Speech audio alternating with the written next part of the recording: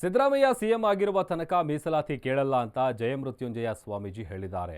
ಅಥಣಿಯಲ್ಲಿ ಮಾತನಾಡಿದ ಅವರು, ಸಿಎಂ ನಮ್ಮ ಸಮುದಾಯ ಒಡೆಯುವ ಕೆಲಸ ಮಾಡಿದ್ದಾರೆ. ಅವರು ಸದನದಲ್ಲಿಯೇ ಅಸಂವಿಧಾನಿಕ ಹೋರಾಟ ಎಂದಿದ್ರು.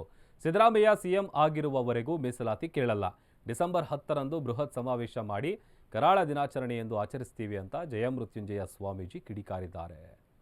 ತೀರ್ಮಾನ ಕೊಡ್ತಾರೆ. ದೇಶದಲ್ಲಿ ಈ ಸಮಾಜದ ಅನ್ನ ಉಂಡಂಥ ಜನ ಈಗಲೂ ಧ್ವನಿ ಎತ್ತೋದು ಕೆಲಸ ಮಾಡಲಿ. ನಾವಂತರೂ ಸರ್ಕಾರಕ್ಕಿನ ಮೇಲೆ ಮೀಸಲಾತಿ ಬೇಕು ಅಂತೇಳಿ ಸಿದ್ದರಾಮಯ್ಯ ಮುಖ್ಯಮಂತ್ರಿ ಇರೋವರೆಗೂ ಕೇಳೋಕ್ಕೆ ಹೋಗಲ್ಲ. ಯಾಕೆ ನಮಗೆ ಅವ್ರು ಹೊಡೆದಿದ್ದಾರೆ, ನಮ್ಮ ಬಗ್ಗೆ ಅವಹೇಳನಕಾರಿಯಾಗಿ ಅಧಿವೇಶನ ಮಾತಾಡಿದ ಮೇಲೆ ಅವರು ಇರೋವರೆಗೂ ಕೇಳೋದಕ್ಕಿಂತ ಜನರ ಬಳಿ ನ್ಯಾಯ ಕೇಳ್ತೀವಿ. ಜನ ಏನು ತೀರ್ಮಾನ ಕೊಡ್ತಾರೋ ಅದನ್ನು 2022 ಇಸ್ವಿಗೆ ಆ ನಿರ್ಧಾರ ಪ್ರಕಟಗೊಳಿಸ್ತೀವಿ.